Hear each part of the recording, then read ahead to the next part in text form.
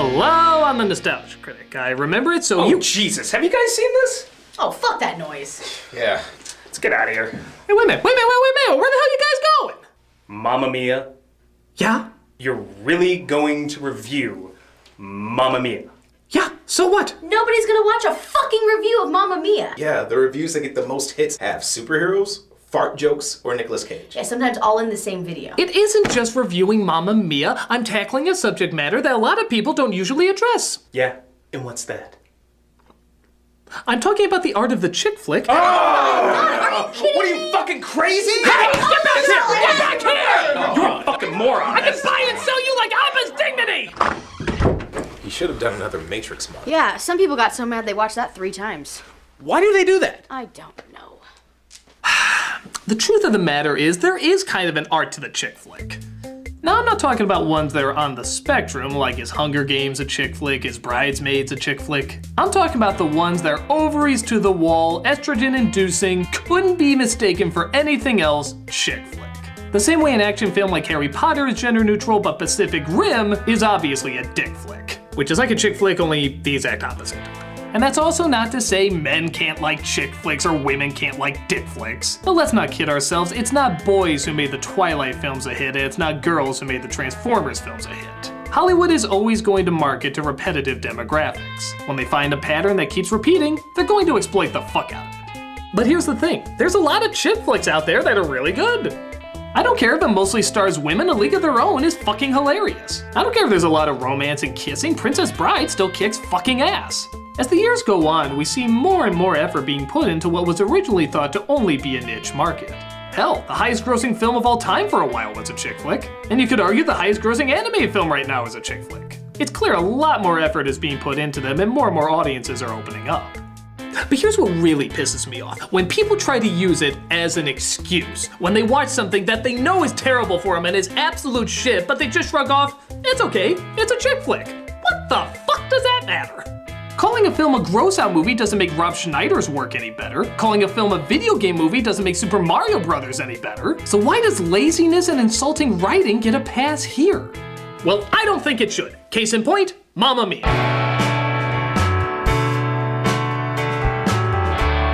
This is one of those chick flicks that not only loves to use that excuse, but likes to fuck things up for other chick flicks that are actually trying to be smart and intelligent.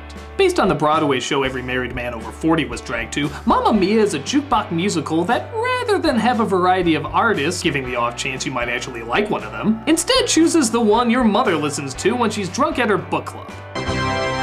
And don't get me wrong, if you like ABBA, no problem, they've had a lot of big hits and they're very talented. But this is not the movie to showcase any of their abilities. This is an example of trying to take a subgenre, in this case the chick flick, and try to resort it down to a mathematical formula. Like, if you use this combination of elements, you'll end up with a demographic who will fall for it every time. The Bruckheimer films use it, the Happy Madison films use it, and you can bet your ass this fucking film uses it. I know this because I literally found the checklist. Yes, this is from the actual set of the movie. The lazy chick flick checklist to guarantee profitable box office. How many of them do they check off? Well, let's demean women everywhere under the guise of empowering them. This is Mamma Mia. We start off by visually ripping off another chick flick, can you guess which one? As we see a girl sending off 3 letters. Sam Carmichael, Bill Anderson, Harry Bright. I just made the assumption this movie's audience can't read, so I thought I'd clarify that. The men get the letters and start making their way towards Greece as we have lazy chick flick check number 1, a glittery title. Oh good, this is the cinematic version of those 10-year-old stickers you get at grocery stores. Yes, and this brings us to lazy chick flick check number 2, squeeing. Actually, I shouldn't say squeeing as much as psychotically howling like sloppily castrated hyenas. I swear, you can play these sounds at the end of a horror trailer. Coming this fall. The Squeeing Idiot Massacre. Rated E. So our main character is Sophie, played by Amanda Seyfried, who's about to get married, but also found her mother's diary, which gave not 1, not 2, but 3 possibilities to who her mystery father may be. I'd show him the island. He's so sweet and understanding, I couldn't help it. And dot, dot, dot! Punctuation is so wild! And here's her mother, played by Meryl Streep, trying once in her life not to get an Oscar, as her acting clearly shows, always vocally imitating a drunk wicked witch of the West. Well, look at what the tide washed in! Cereal bride and the little hermit over here. Where did you get these? Of course not! Come on, I never drank and broom at the same time! We discover that Sophie has invited all three of her possible dads to the wedding, which is indicated in lazy chick flick check number 3, comic relief speaking in unison. Oh my God. Oh, you forgot. Dot, dot, dot! Oh my God! Do they know? What do you write to a total stranger? Please come to my wedding, you might be my father. Jeez, that's almost as crazy as having a musical set in Greece and yet having no Greek star in it. For one night! Up, we gotta make way for Streep's sisters to come in as we partake in lazy chick flick check number 4, ear-bleedingly loud secret handshakes. Dynamos! Dynamite! Sophie and Lisa, we're the greatest business mates! Sleep all day and whip all night! I'm tiny. And we're gonna rock this place! Jesus, you could just call this Girl Huddle, the movie. Come meet my backup girl! Streep owns a hotel where Sophie's fiancé has a brilliant idea to attract more people. Yeah, you're not gonna believe this, it's really quite inspired. Put it online! Yeah, I can easily see how any business owner would overlook that tiny step. Tell him about the internets. He's gonna put me on the line. Online. Oh, next you'll be telling me we have the right to vote! No one knows we're here, so if I market it really, really well, then hopefully people will come flooding in. We just want this to be the ultimate romantic destination. Yeah, that makes sense. As apart from all the tons of people we see all the time, nobody would ever know where this place is. And why would they? It's obviously such a low-key, visually uninteresting paradise that I'm sure word would never spread by mouth. I mean, let's face it, nobody ever wants to come across a fucking shithole like this one. Hell, I bet the rent here is so cheap. Cheap enough to support a gigantic hotel that apparently nobody comes to. I'm sorry, what fucking planet are these people on again? My sentiments exactly. Of course, seeing how nobody comes to this little shack, Streep has trouble keeping up with repairs and has to do a lot of it herself. I work all night, I work all day to pay the bills I have to pay. Yeah, just keep in mind, people, Streep is still 9 voice lessons away from her Into the Woods quality voice, so just try to enjoy her awkward transition period. Look, lonely middle-aged housewives, they have the same fantasies of being rich and full of themselves that you do. God, I always said Tevi as if I were a rich man song would be made so much more powerful if they showed him getting a massage, drinking champagne, and having hot women fan all over him. It just make me feel for him more. So Sophie's dads arrive, played by Pierce Brosnan, Colin Firth, and Stellan Skarsgård. Am I saying that right? Do I pronounce the other little O? And is ecstatic to find that she's been thrown into an adventure of choose your own DILF. You are expecting us. Oh my God. Yes. They of course have no idea that she's one of theirs, and Sophie, being a cute, charming dunderhead as opposed to an emotionally unethical fuckface, has no idea what the hell to do with him. No. Come this way. You wouldn't say by any chance happen to be a trouser press on the island with that? But I'm not done being Colin Firth. Now, this could be a potentially funny scene. Streep is about to see not 1, not 2, but 3 of her ex-boyfriends in front of her without any warning whatsoever. This could be something like that Third Rock from the Sun episode where Don suddenly is confronted by all his past girlfriends.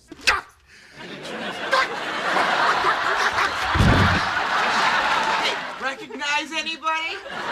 The reaction could be really funny. Hell, it could be downright hilarious. So, let's see what funny stuff they have up their sleeve.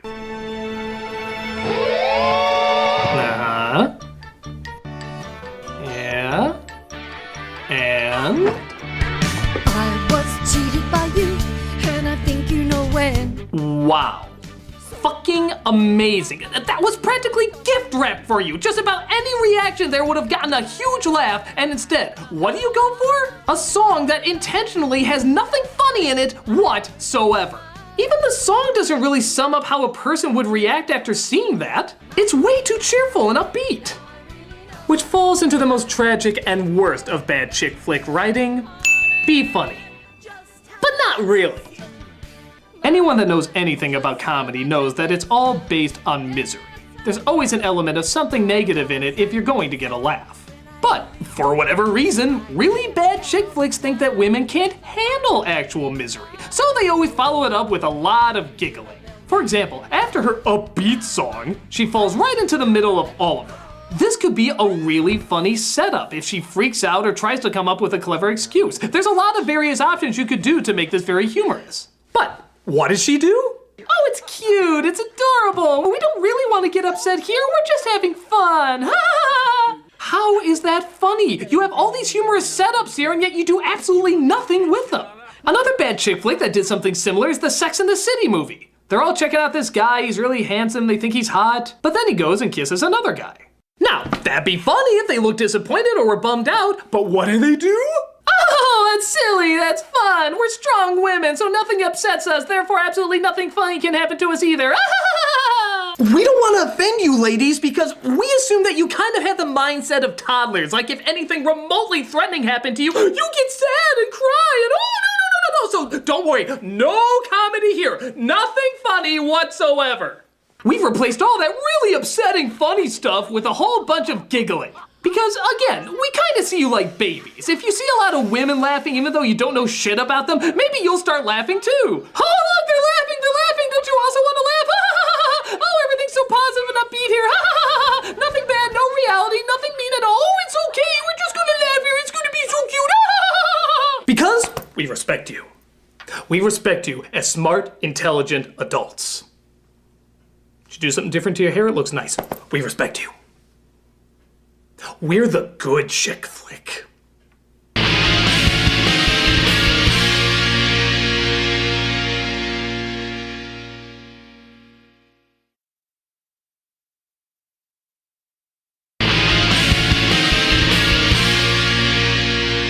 So Streep starts to get emotional after seeing her 3 baby daddies, and her friends try to cheer her up by lazy chick flick check number 5, dress up clothes. Again, kind of assuming what amuses 3-year-old girls will also amuse grown-ass women. Why the fuck do they have feather boas in a hotel anyway?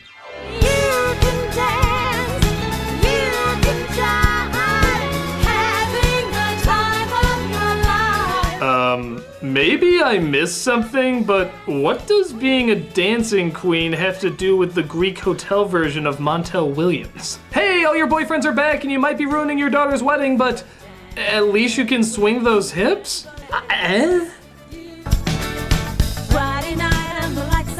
Up, almost forgot lazy chick flick check number 6, using inanimate objects as microphones. Now it does usually say it has to be a stirring spoon or whisk, but deodorant will work too, we'll give it a pass.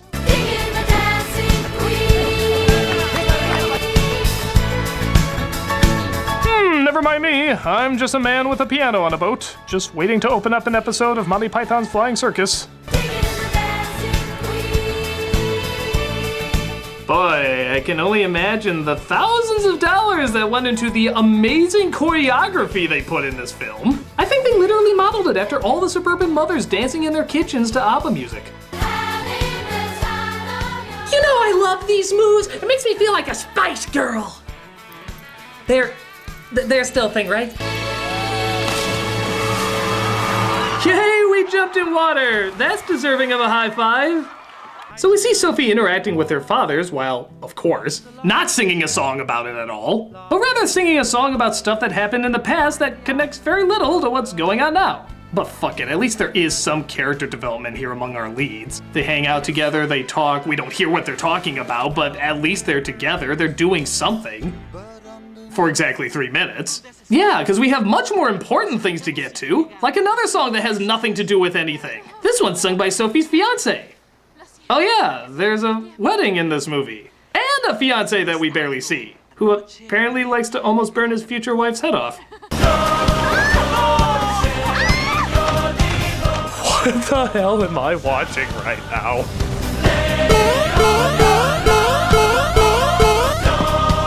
Guys, I could be wrong, but I think we look fucking ridiculous.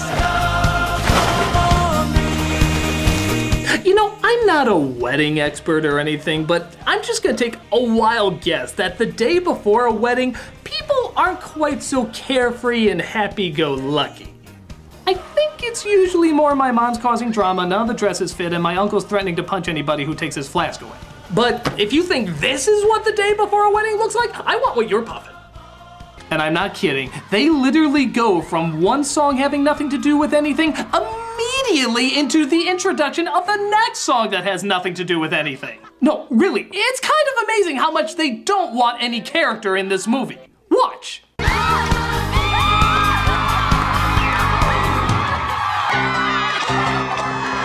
Look at that. There wasn't even a break. No discussing anything, no time to catch your breath. They just go right fucking into it.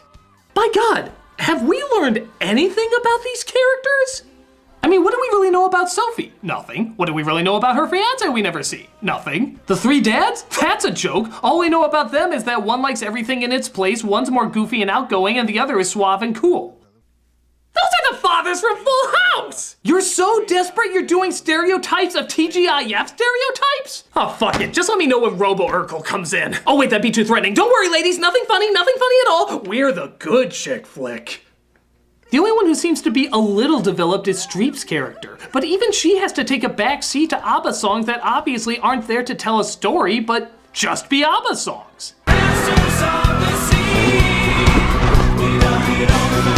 God, this is the worst thing to happen to Greece since Alexander the Great died.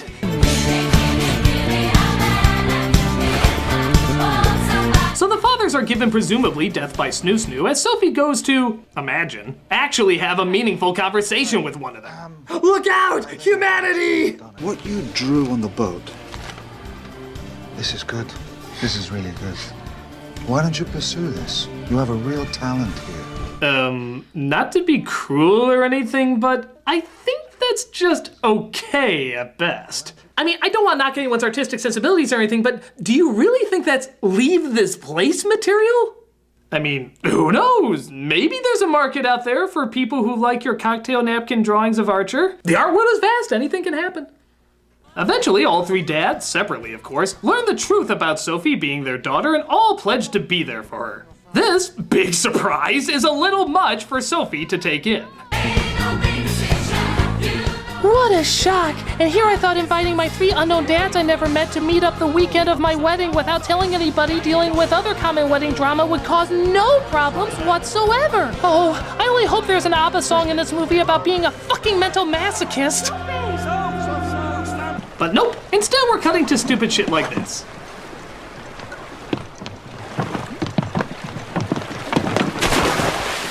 Man, even by bad chick flick standards, that was uncomfortably forced. I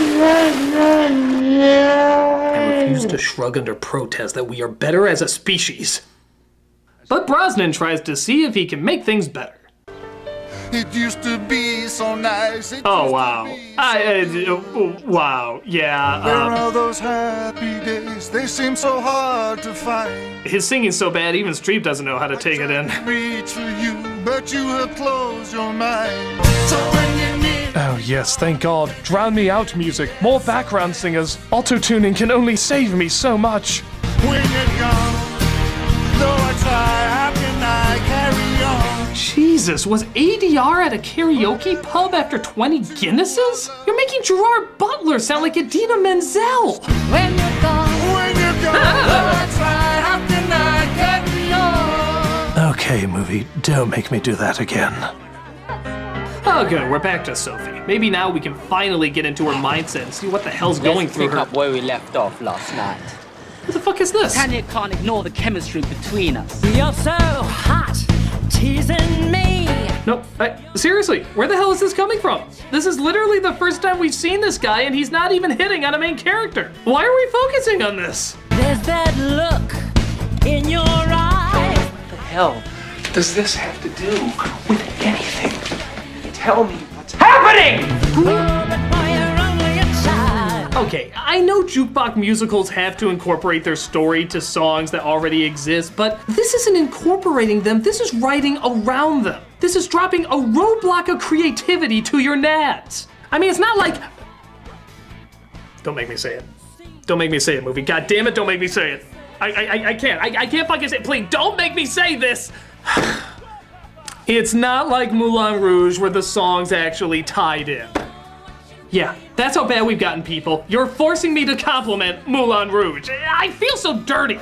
But it is true. They at least tried to tie in the songs to the story they were telling. This is tying it in as much as, say, a Six Flags musical stage show for your 5-year-olds. It doesn't have to make sense. It just has to be happy and mindless while you catch your breath from the real entertainment. Only here, this is the real entertainment! God, it's like being the designated driver at Satan's bachelorette party. Which, I'm not really sure if Satan's female or not, but after seeing this film, I'm willing to lean towards he probably is. We done good. Oh, holy shit. You make me want to pee myself. That was terrible. So Sophie meets up with her fiancé and lets him know what she's done. I thought that I would know my dad right away, but I didn't. I have no idea. You invited these guys and you didn't tell me. No, I thought you would try to stop me. I thought you used logic and stuff that doesn't usually fly in a bad chick flick. He rightfully calls her a twat, and she goes to her mother to figure out what to do. Will you help me? I want to sing a song about my emotions. I was thinking about the Monster Mash. It ties in about as much as any of the other songs do. In all fairness, we do surprisingly get a song that does kind of connect to what's going on, as Streep sings about letting her daughter go. It's actually one of the few genuinely emotional moments in the entire film. Thank God they botch it up just a few moments later. No self-confidence, but you see, the winner takes it all. Okay, by this point Streep's been at least passable in the singing department. Nothing great, nothing terrible, but what the heck, you kind of give her a pass. But here, you really have to stretch your vocal chops in order to make it sound good, and... It's simple and it's plain. God bless her, she looks nice against that background. The big thing of the winner takes it all. Yeah, she may have given Bronson a look before, but now it's clearly his turn. Spectators at the show. Ooh, yeah, Let's do each other a favor and both fire our agents. Stella! Find us better voice teachers!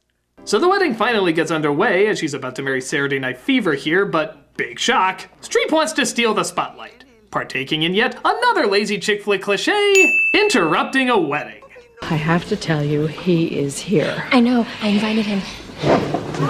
We can find out if you want, but being a third of your dad is great by me. Me too. I'll take a third. So, Meryl is shocked to find that in a bizarre way she's reliving Sophie's choice, as we discover that, oh, I can't even say it, just watch. I have no clue which one of you is my dad, but I don't mind. Sky, let's just not get married yet. Let's just get off this island and just see the world, okay? All right. I love you. To everyone who spent a fortune coming out here, my fiance's parents who spent a fortune on this wedding, and my mother who spent the other half of the fortune on this wedding, I offer you my sincerest fuck yous in the ass. Have a nice trip back. But it's okay, because we partake in lazy chick flick check number who the fuck's even counting anymore, unrealistic happy ending that would be a positively terrible ending in real life. But wait, it gets better. Why waste a good wedding?